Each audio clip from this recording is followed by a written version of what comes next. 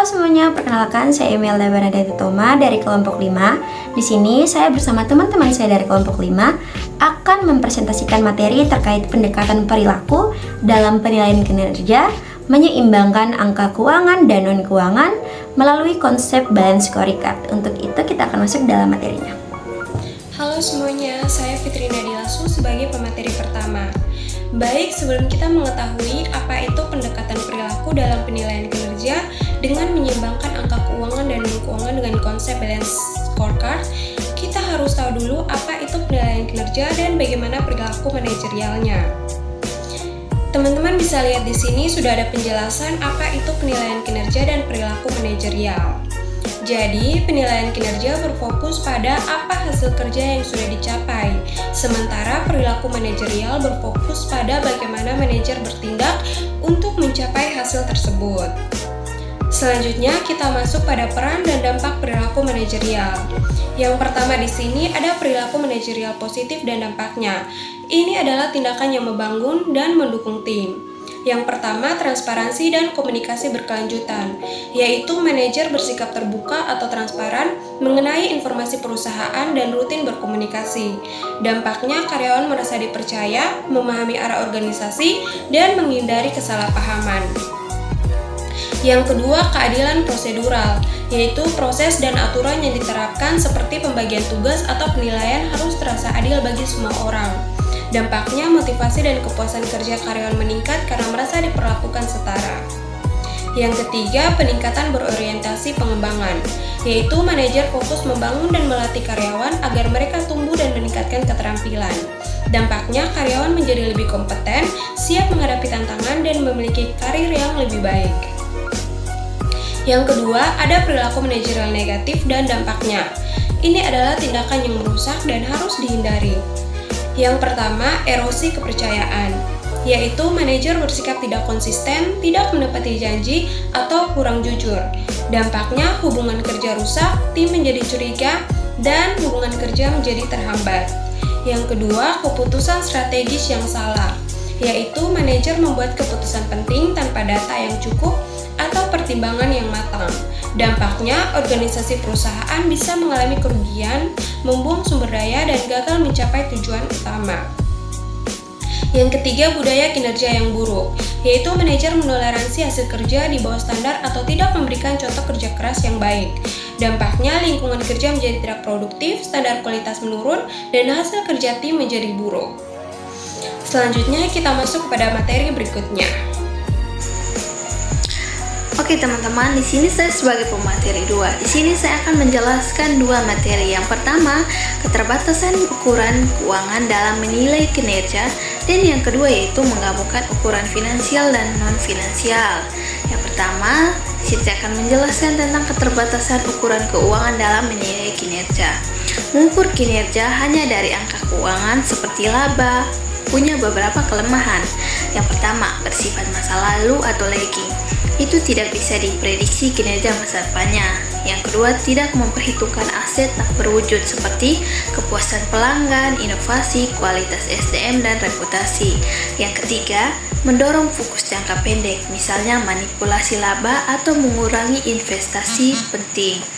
Lalu yang keempat, tidak menangkap resiko keberlanjutan seperti ESG, resiko reputasi, dan operasional. Yang kelima, tidak mewakili semua pemangku kepentingan, hanya fokus pada pemilik modal, yang artinya angka keuangan saja belum cukup untuk menilai kinerja organisasi secara menyeluruh.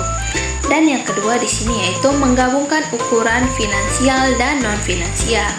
Agar penilaian kinerja lebih lengkap, perlu menggabungkan yang pertama finansial dari laba dan ROE. Yang kedua, pelanggan dari kepuasan dan NPS. Yang ketiga, proses internal, yaitu dilihat efisiensi dan kualitas. Yang keempat, pembelajaran dan inovasi, yaitu pelatihan keterlibatan karyawan. Yang terakhir adalah ESG atau risiko, emisi atau kepatuhan. Prinsip pentingnya itu gabungkan indikator leading atau awal dan lagging hasil akhirnya. Yang kedua, hubungkan setiap metrik dengan strategi perusahaan. Kemudian evaluasi KPI secara berkala agar tetap relevan. Yang ketiga adalah balance scorecard. Balance scorecard adalah alat yang menyeimbangkan ukuran keuangan dan non-keuangan, yang kemudian membantu organisasi menilai kinerja secara menyeluruh, tidak hanya dari laba. Kemudian mendukung pencapaian dan juga tujuan jangka panjang dan tujuan jangka pendek. Kesimpulan singkatnya itu, menilai kinerja perusahaan tidak cukup hanya dari keuangan tetapi juga bisa dari pendekatan atau balance scorecard. Organisasi bisa melihat kinerja secara lebih adil, strategis, dan keberlanjutan. Balance scorecard adalah alat untuk menilai kinerja organisasi secara seimbang, tidak hanya melihat secara keuangan tetapi juga aspek non-keuangan, agar organisasi bisa berkembang secara berkelanjutan. Nah, balance scorecard menilai kinerja dari 4 perspektif. Nah, yang pertama ada keuangan, di mana menilai hasil akhir seperti laba, efisiensi, dan pertumbuhan pendapatan. Contohnya, perusahaan menargetkan peningkatan laba sebesar 10% dengan cara mengendalikan biaya operasional. Yang kedua, ada pelanggan, di mana kita mengukur kepuasan loyalitas dan kepercayaan pelanggan. Contohnya, meningkatkan kepuasan pelanggan dengan pelayanan yang lebih cepat dan ramah, agar pelanggan mau membeli kembali di tempat kami. Oke, nah yang ketiga ada proses bisnis internal, di mana kita melihat seberapa efektif dan efisien proses kerja organisasi. Contohnya, mempercepat proses produksi atau pelayanan agar waktu tunggu pelanggan lebih singkat. Nah, yang terakhir, yang keempat, pembelajaran dan pertumbuhan, di mana fokus pada peningkatan kemampuan karyawan, teknologi, dan inovasi. Contohnya, memberikan pelatihan kepada karyawan agar keterampilan meningkat dan kinerja menjadi lebih baik. Next, cara balance scorecard menciptakan keseimbangan. Yang pertama adalah menggabungkan ukuran keuangan dan non-keuangan sehingga penilaian kerja lebih adil. Yang kedua, menunjukkan hubungan sebab akibat. Misalnya, karyawan yang kompeten memberikan pelayanan yang lebih baik dan pelanggan pun puas, dan keuangan perusahaan ataupun usaha meningkat. Yang ketiga, menyeimbangkan tujuan jangka pendek dan jangka panjang. Dan yang terakhir, yang keempat, memberikan gambaran kinerja yang lebih baik dan lebih lengkap dan menyeluruh. Selanjutnya, saya akan membahas terkait peran perilaku karyawan dan manajer dalam penerapan balance scorecard. Dalam konteks penerapan BSC, perilaku karyawan dan manajer memegang peran penting. Karyawan yang menunjukkan komitmen, produktivitas, dan motivasi tinggi, serta terus mengembangkan kemampuan melalui pelatihan, menjadi kunci dalam mencapai tujuan yang diukur oleh BSC. Sementara itu, manajer berfungsi untuk mengkomunikasikan visi dan strategi secara jelas, mengarahkan pelaksanaan tugas, dan secara rutin memberikan evaluasi serta umpan balik kepada karyawan. Dengan perilaku yang selaras dan mendukung, penerapan balance scorecard dapat berhasil meningkatkan kinerja organisasi secara menyeluruh dan berkelanjutan. Berikut adalah peran perilaku karyawan dan manajer dalam penerapan BSC. Kita masuk dalam peran karyawan. Yang pertama yaitu komitmen karyawan. Komitmen karyawan sangat menentukan tercapainya tujuan organisasi. Karyawan yang berkomitmen tinggi menunjukkan tingkat kesetiaan yang tinggi sehingga tingkat turnover rendah. Studi di Badan Pemeriksa Keuangan menunjukkan angka turnover karyawan hanya sekitar 13,3% yang menandakan tingkat loyalitas cukup tinggi yaitu 86,7% dan berkontribusi pada keberhasilan implementasi BSC. Yang kedua yaitu produktivitas dan kemampuan, dan yang ketiga motivasi dan absensi. Lalu selanjutnya adalah peran manajer. Di sini ada 3. Yang pertama, strategi penyelarasan dan komunikasi. Manajer berperan penting dalam mengkomunikasikan visi, misi, dan strategi organisasi sehingga dipahami dan diinternalisasi oleh seluruh karyawan. Dan yang kedua yaitu pengelolaan dan pembinaan kinerja. Dan yang ketiga adalah membentuk budaya organisasi. Baik, kita masuk pada materi yang berikut terkait dengan kendala yang dihadapi organisasi dalam menerapkan penilaian berbasis balance scorecard.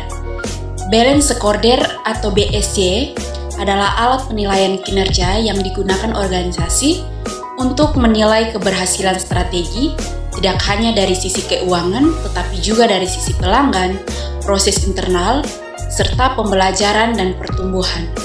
Namun, walaupun konsepnya bagus, dalam penerapannya banyak organisasi yang mengalami kendala.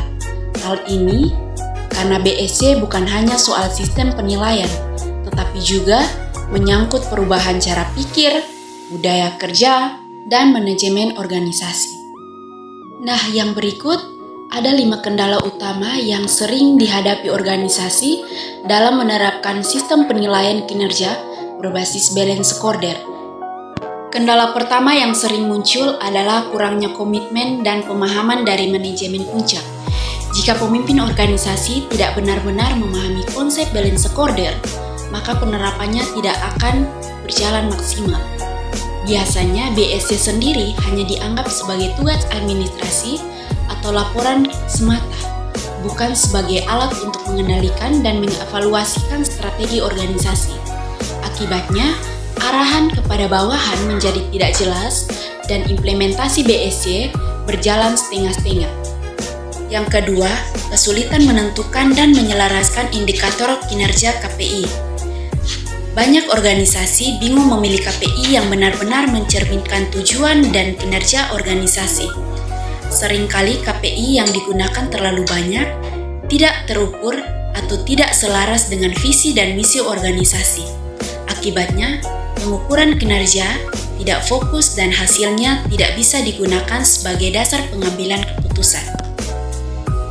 Yang ketiga, resistensi terhadap perubahan dan budaya organisasi yang kurang mendukung. Penerapan balance scorecard membawa perubahan dalam sistem kinerja dan penilaian kinerja.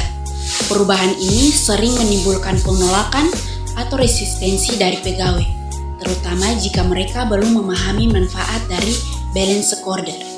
Nah, budaya organisasi yang tidak terbiasa dengan evaluasi kinerja secara terbuka juga menjadi penghambat. Pegawai cenderung merasa diawasi, takut dinilai, atau khawatir kinerja dianggap tidak memenuhi target. Yang keempat, kurangnya komunikasi dalam proses implementasi.